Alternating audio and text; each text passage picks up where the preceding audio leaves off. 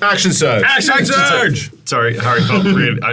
there was a betrayal in those eyes when you said Talking action of betrayal. surge, not Harry. Action surge. Action surge. Yeah, I mean, there's only one place to start, which is the end.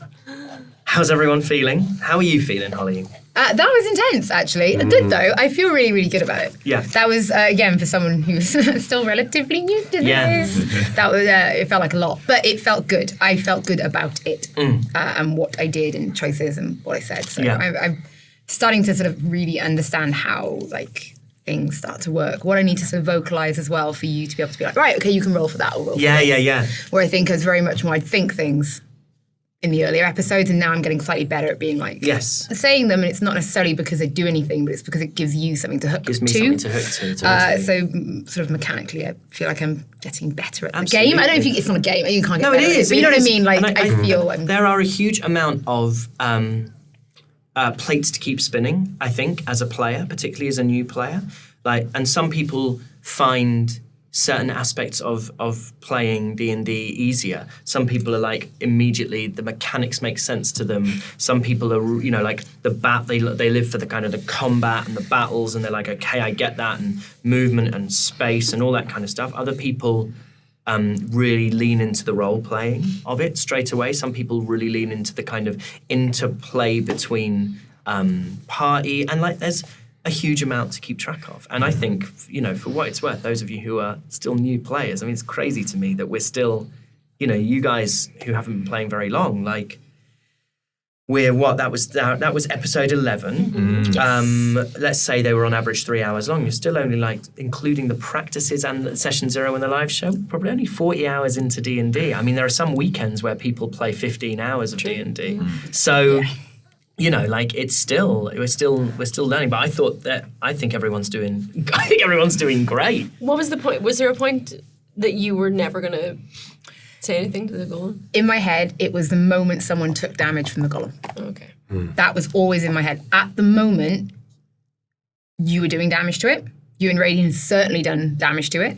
It was stuck. It wasn't moving. So actually, none of you were in danger. You weren't in danger until it could move. Mechanically in danger. So for me, it felt like, especially I think it was the second or third time where I chose to do nothing. Yeah. It was because the golem hadn't hurt anyone. Right, okay. The moment someone would have taken damage, then you would have. I would have 100%, and it would have been that exact thing. Yeah. But it would have been my choice. Essentially exactly why I went and got off on his back. Because you're trying to provoke it to do damage. Well, anything, but I was like, well, first of all, I wanted to see if there was anything that, any kind of way you could power down or anything up there. But secondly, kind of, from a player perspective, I also got the sense that it's like if there's some sort of like moment of kind of threshold, it'll come when someone like if anyone does it, but like who in Darian has had a bit more. She's been very generous. And the moment you were like the flames and it was doing that, and I was like, right, well, it can reach there, but it doesn't necessarily mean that it's going to be able to like easily just get me. Maybe it could do a bit of damage, but not a massive amount or something. So that's actually part of the reason why. I said a few times, if I thought I knew something, if I thought there was something that I knew that you needed to know to help you or to save you or to stop you getting hurt, I would tell you it. The fact is, none of you got hurt, so I didn't feel like I needed to tell you anything. Yeah. So for me, though, I can let you behind the screen, and there were 3 ways that you could have ended that. Well, there are 4. There's one where you could have fought it until it died. It has an amount of HP, and it would have died. I mean, it is extremely powerful. It has 178 HP. And it is immune to bludgeoning, piercing, and slashing. It's just, it won't do anything. I mean, so you would have played an RPG. So I would have had to wipe all my spell slots. Yeah, you would have all had to wipe every spell slot. You would have had to cantrip the hell out of it, controlled the space, like got away. Or, if it had made you bleed, it would have recognised your blood.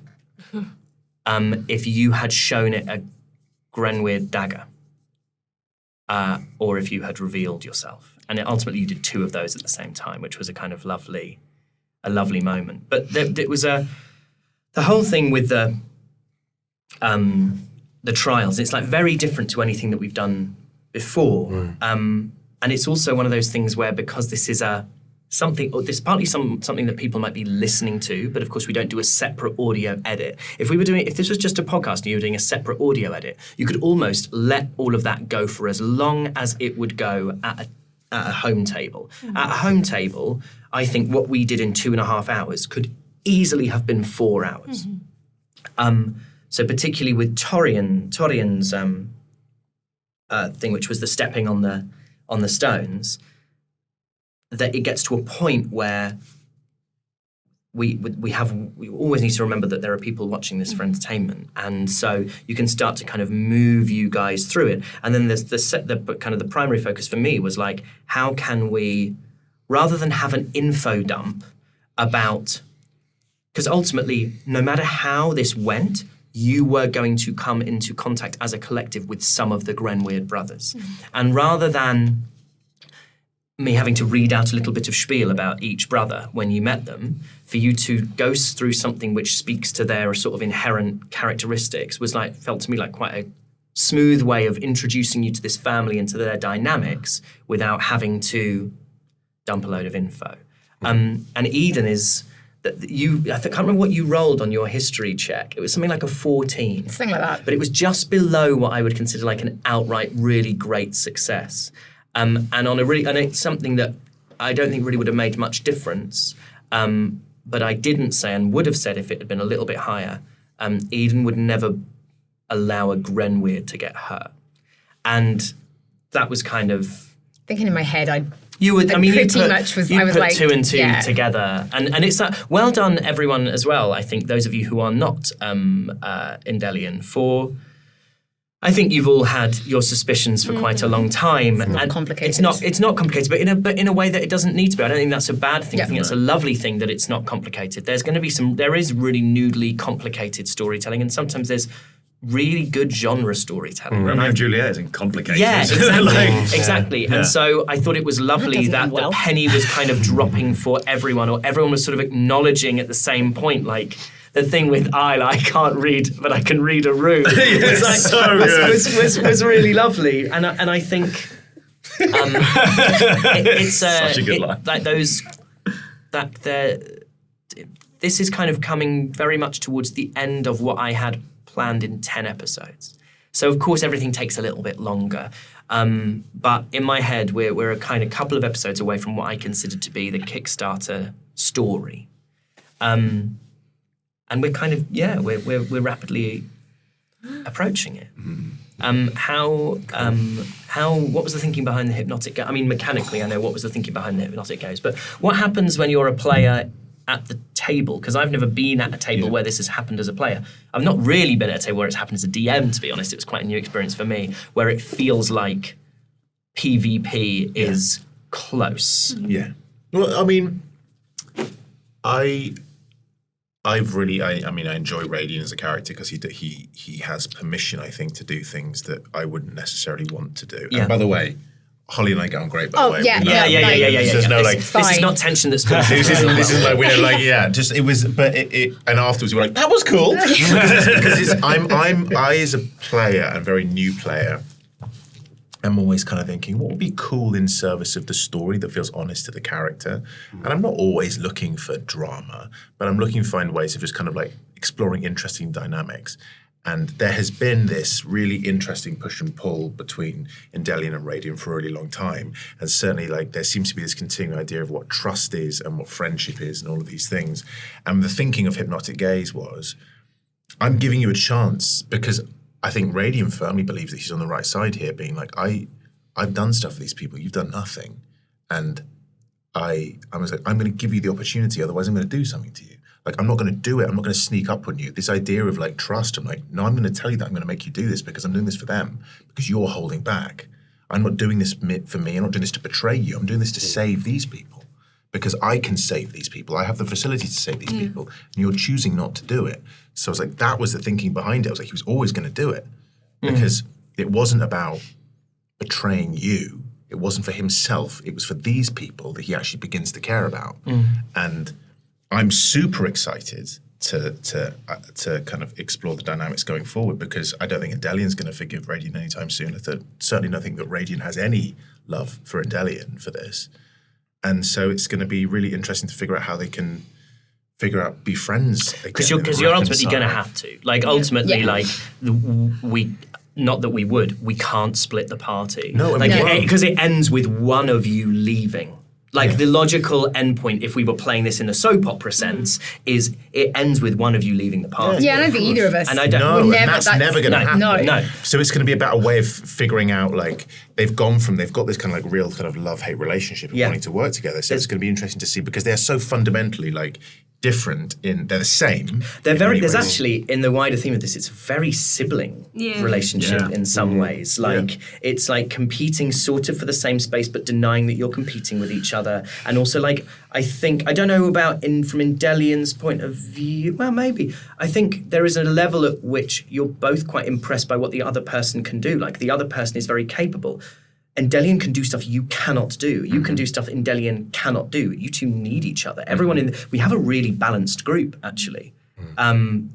Partly by chance, partly by the kind of subclasses that you've taken and the choices that you've made and the things you're all leaning into in roleplay. But they need each other.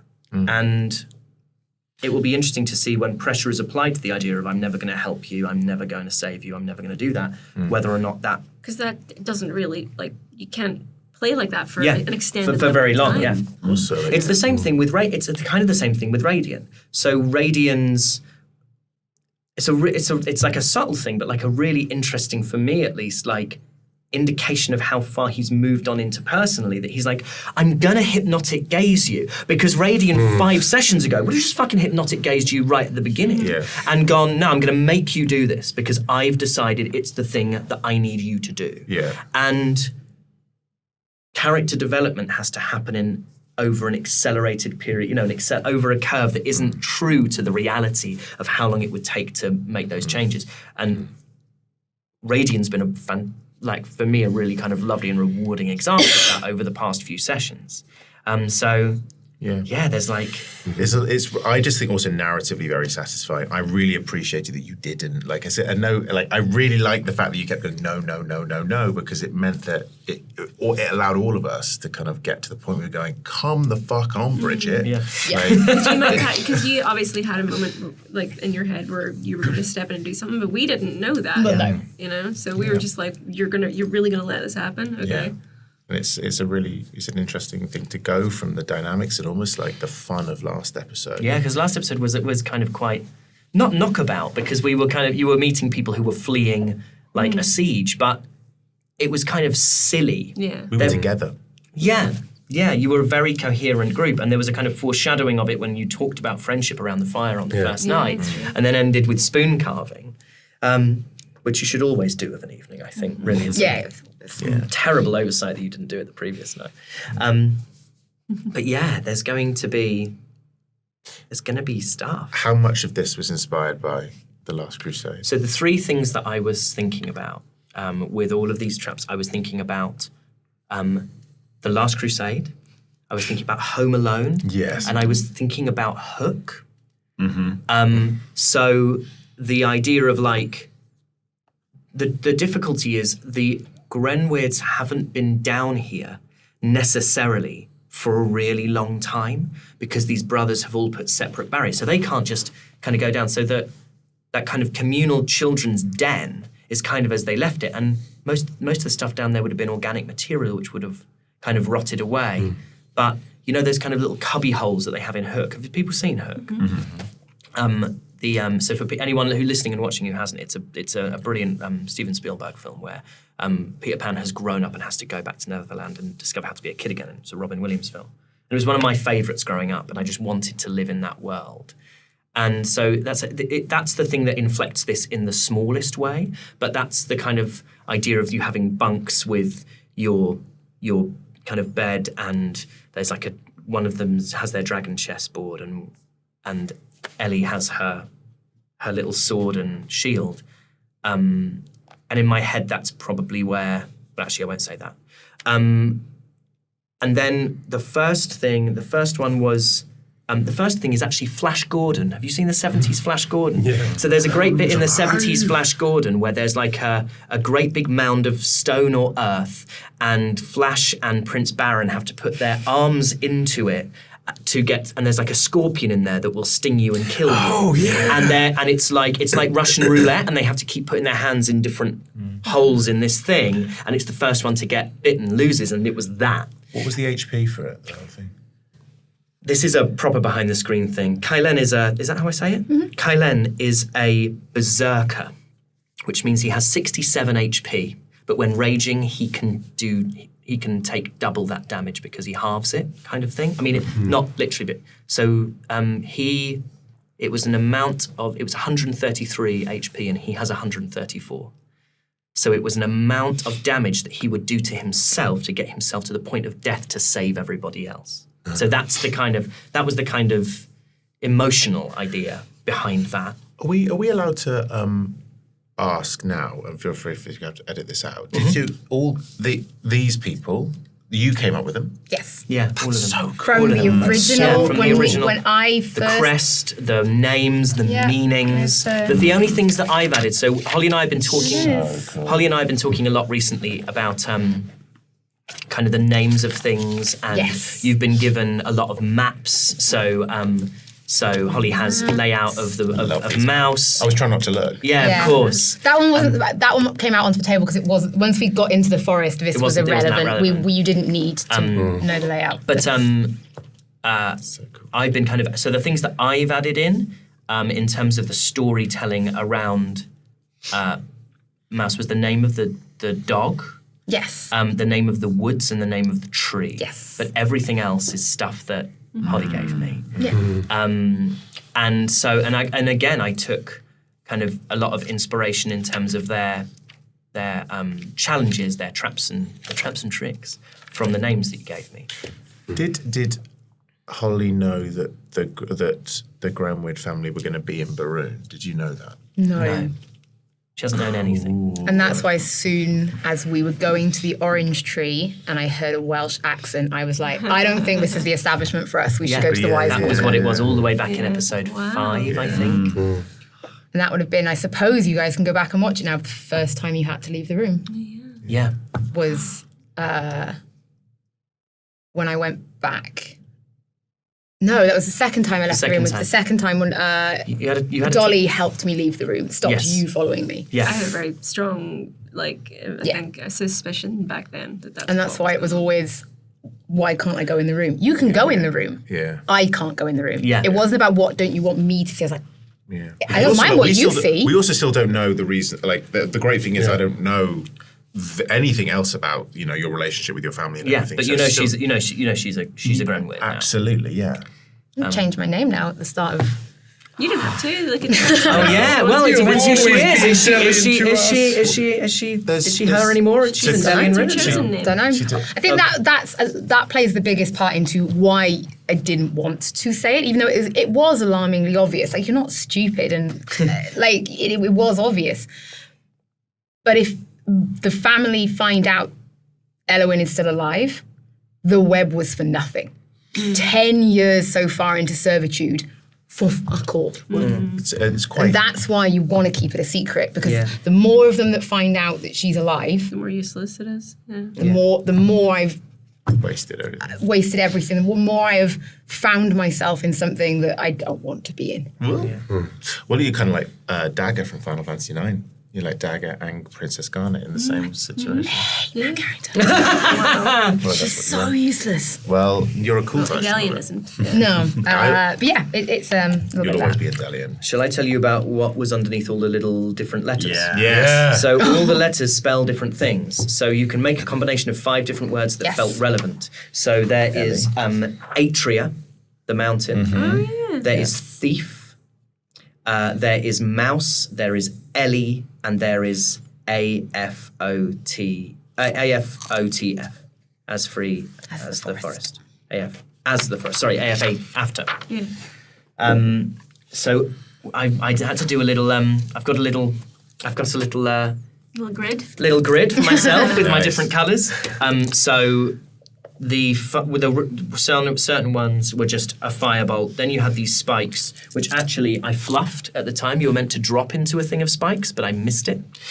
So you should have dropped into a spike pit, and I completely messed it up and said, "Oh, you stand on some spike," and then was like, "Oh, there's a some extra notes, and it says DC 15 athletics to climb out alone. I was like, oh, shit. Like, you trod on some glass.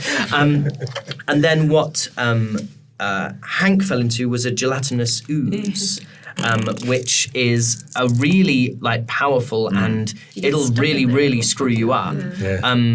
A gelatinous cube, sorry. So at the beginning, when you enter its space, I mean, I kind of fudged the rules of this a little bit because it made more sense to me. A creature,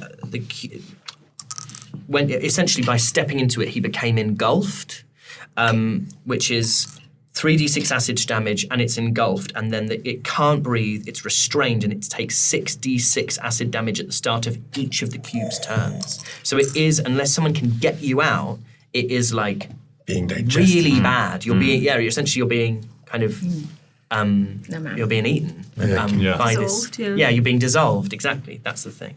And then the thorn whip that you saw come out, that would have done some piercing damage to you. That was essentially the Thorn Whip cantrip slightly adapted. And it would pull you in a random direction determined by the roll of a d8. So it would pull you onto another square randomly determined. And that might mean that it pulls you onto a good square. It could pull you onto a bad square. Good, nasty. And then the last one, that was it. Firebolt, Spikes, the Cube, and Thorn Whip. They were the thing. You got real beaked in that, didn't you? Yeah, I did, but like thankfully I have resistance, otherwise it would have been a lot worse. Yeah. We're all a bit worse for wear, actually, crawling on through that now. You took a little bit of damage in that room. It could have been a lot worse. I'm 19, so I'm 25, so it's not... I'm down to 10. Yeah, I'm only on 15. I'm at 19. Gonna need to have a little 17. rest. Yeah. I mean, you're in a place to do it now, Yeah. I think. All right. Open the door. And then... Can we taste a quick one? and this was also the thing, this was the reason that Kellen's was just some dead birds, because I didn't want to just keep putting you through, like, I wanted to kind of have control of timing a little bit, and to be able to give and take on certain things. And I just really liked the idea of this guy who has, in some senses, like a brilliant and lateral thinking mind, but has completely forgot to follow through on an idea that was actually quite good. But like 10 years ago, he was like, I've created a catapult. It's going to throw birdseed on them. I've got these very, very vicious birds, and then completely forgot that he would have to feed the birds. I honestly thought you were going to animate the dead. I was going to. But for no reason. Just to get... It's a cool spell, and I want to use it correctly for the first time correctly. And I was like, I'm not going to use it just like animate some just like zombie crows. I can tell you as well. Birds v Golem. Golem. Another Welsh thing, these caves, the description of them is like these, they are based on Danarogov. It's basically where all Welsh kids go for primary school field trips. Yeah. Everyone goes to the Danarogov show caves. So there we are. So that's what I Googled Welsh caves and then just... They're probably the most famous. There we go. Yeah. So I'm yeah, there was a lot of Welsh. You got a lot of Welsh words thrown at you. I'm really sorry. No, I love it. I love it. So it was Very cool. a very different type of session for everybody. Yeah, it was fun. Something a little I different. had a nice time. Yeah, Nice time. It's a very nice time. I mean, now the cat is out the bag. What changes for Endelian? I actually don't know. That's something I think... Well, we don't want to give it away. I don't know. That's going to be before our next session. I think that'll be a lot. None of us are particularly fond of you right now, so that'll probably play into it. No, I was thinking about this because I didn't know how far we're going to go, and I was thinking, I wonder how Kelness is reacting to this, what feels a little bit like a betrayal, but yeah, I'm still curious. Yeah, it's quite nice actually that we have a bit of time for everyone to kind of digest and figure all that stuff out. It's gonna be fun. Because I didn't feel angry with you. I just felt frustrated that it was so obvious to all of us, and you just didn't seem to want to go there. Yeah, and I think that's what's difficult is I'm aware it was frustrating, but it wasn't anybody else's to have. Yeah. And that, I think that's why Endelian is so angry at Radiant. It wasn't you were going to force me to do something. But at the end of the day, like, a little bit devil's advocate, but like it wasn't anyone else's to have, but it was putting us on the line. But then I knew and you were not moving on that, so But from our perspective. From your Yeah, perspective, in my head, I was like, So look, cool. as soon as we lose control, as soon as anyone takes damage from this, as soon as there is no other way out of this, I will do it. Well, it's the bestow curse actually, which I don't think was which is a brilliant. That was great. Yeah. Brilliant. Such a good use The of it. moment that it was, because Even with advantage, like I rolled 6 dice or maybe 4 to try and get. I don't think I rolled higher than a 9. But only on that one, because you were rolling crazy Yeah. high on It was everything else. so high every time you tried to do a little bit of fire damage with poor Hank. Yeah. God love him. But yeah, so had that happened, so the stone golem has. Bestow curse is really fun, by the way, because you can pick different things to happen with it. That was one, but I can also like make it have disadvantage on it's the wrong thing. Disadvantage on attacks against just me, or I can make it do a bunch of other things, but they have to fail the original. So if that hadn't worked, Yeah. the damage would have come in Because it does so much So quicker. it has +10 to hit, and it makes 2 slam attacks, and it does 3d8 plus 6 bludgeoning damage. And also it has this. It can cast slow. So I don't know if any of you have slow as an option, but essentially you have haste and slow. Are these 2 second level spells, or are they third level spells? And slow means it can target one or more creatures it can see within 10 feet. And so wisdom saving throw, and on a failed save you can't use reactions. Its speed, your speed is halved. It can't make more than 1 attack. It can take an action or a bonus action, and not both. Not completely dissimilar to Bestow Curse, but Bestow Curse was like you couldn't do anything. That was that's if he wastes its action doing nothing. but Oh, so it could have moved. Yeah. You know what? I don't think it would have really made much difference. It would have just been walking you were around a whipping room. around the place You can anyway. also- Like But you can also I can make it do necrotic damage, extra necrotic damage on attacks and spells, and disadvantage on ability Extra skills. necrotic damage. So if you were to do something and I was to do necrotic damage on something, it would double up on the Another D8. on to top anything. of- If I was to just do necrotic damage, on Isn't something. it when you do necrotic think it's just damage? when I do it, yeah. So those things tend to be like It does require You-centered. concentration, but that's my only concentration spell. concentration. Balancing I only picked concentration it as a up at level spellcaster 5. is a nightmare. I Yeah. think it's so difficult to try and. It's particularly I always found with I play a paladin in a home game, and balancing concentration on that is so difficult because smites take concentration. I've been finding spellcasting difficult actually because I keep wanting to use spells that end up having an area of effect. So with part of the reason I teleported Eye out of the way was because I really wanted to use Thunderwave on Yep. the golem. But everybody within 15 feet is affected. It's tricky. And so you can't, and a lot of my things like Ice Knife as well. Everybody within 5 feet of whatever the Ice Knife is cast on takes cold damage. Yeah. And so I keep finding myself in situations where I really, really want to use a spell, and I think it would be really useful, but in order to do it, I would have to damage one or more of my colleagues. Or, and this is kind of nice narratively, or you could just tell us to get out of the way, but we don't have that great Well, that's cohesion true, yet. yeah. So Yeah. we're all a little bit scattered at the moment, but later on, I'm sure you'd be like, yeah, because it's more than likely it's me that's going to be there because I usually have to be up close. Although a lot of arrows recently, but usually it's because I'm up close. But it's the order, right? And that's kind of what played into a lot of today. If I hadn't rolled the nat 20, if I'd been at the top of the order, because every time I could find it still wasn't moving. Yeah. So there was no pressure for me to. It wasn't like, oh God, now what if I don't do anything and now one of you takes it? It wasn't moving. Yeah. It's when you It's 'cause of said. the- It's when you realise it doesn't take any piercing or bludgeoning damage. You went, I can't do anything. I cannot do. I There is can't do nothing. anything. No, I know, but that was me going, well, this is bonkers because this whole thing has been about you. So you Sure, had to be able that to do wasn't something. accidental? No, of course, but it was when the penny dropped for me of going, oh, well, it can't be the fact that we have to fight it then, because if you can't do anything to this thing, then we can't do anything to this thing, because there's no way that you'd be able to get past. And so it was really penny drop moment of there has to be another way around just shoving a fire. Because we talked about why the traps were there, me and you. Yes. So there Yes. is kind of a narrative. That was a conversation that you and I had when no one else was in the room. Yeah. Yeah, I mean, you can kind of, if you wanted to, as players, you could now go back and listen to those conversations. Yeah, actually, there's now nothing There's in now them. nothing in there that would Yeah. wreck it. So will audiences know a lot more about this? Yeah, than we will? the audiences have known who Endelian is since episode 8.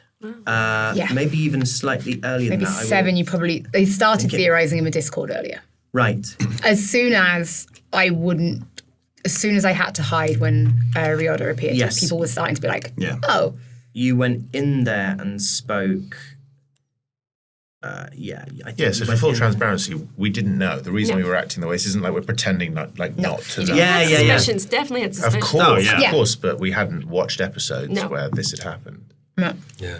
I'd love if we could pinpoint the times where we weren't in the room. I'd love to go back and listen without trying to go through and accidentally stumbling upon moments when you were in the. Do you know what I mean? Oh, yeah. I'd love to go back and try and watch it, but making sure I don't catch the other bits that I don't want to see that I haven't been. I think there's only one party to. episode where there's 2 out of the room bits, and that's the one where we see the spider prince as well. Yeah, episode 9 is when. 9 is when there's one for Dolly and one for And Endelian. that's the big one that you had, actually. That is- That's that the was big where conversation where you spoke. where if you hadn't put it together, With anyone watching got Yeah. everything. Yeah. Yeah. Cool. But it's the first. I mean, not that this implies that you all have secrets and you don't all have secrets. First character arc. Bit, Yeah, but it's the you first know? kind of character arc that you can almost implies that there's unfinished. There's still a lot of unfinished business, but that you can kind of square it off and go, oh, okay. Other than motivation, I understand the practicalities of Yeah. what happened. And so it's an exciting thing when it kind of happens for the first time. I'm really sorry for doing hypnotic gaze. Trust me, it won't make a fucking difference. So, should we roll some polling? Yeah. And I'll talk about my favourite bit. My favourite bit today was actually I loved the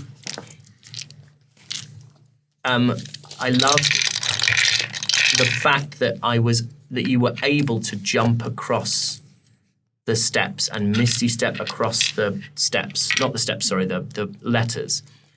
And I love that I was able. I assumed you were going to do it, so I was able to build in to let you do it rather than punish you with damage. Yeah. Because I think my version of it was that it would plan out. The answer to the puzzle is the thing that happened. That you see the teeth and you make a mouth out of it, and you go, "Oh, okay, that's what it says." But as a DM, you want to be able to say yes rather than no a lot of the time. And so the only thing I think I said no to was using fire 25 times in order to establish the location of all the other letters. But to use things like, I'm going to use magic missile and do force damage to specific things and see what happens. It was only convenient because I had 3 darts and there were 3 things left. I went, Yes. that'd be quite convenient just to use that thing. Yeah. I wouldn't have used it any other time because otherwise it's kind of a Yes, but it was nice. It was lovely to be able to have that. It was lovely to have you be able to Misty Step, and it was nice for, Jump to come in handy for I, who otherwise was effectively kind of useless in that space.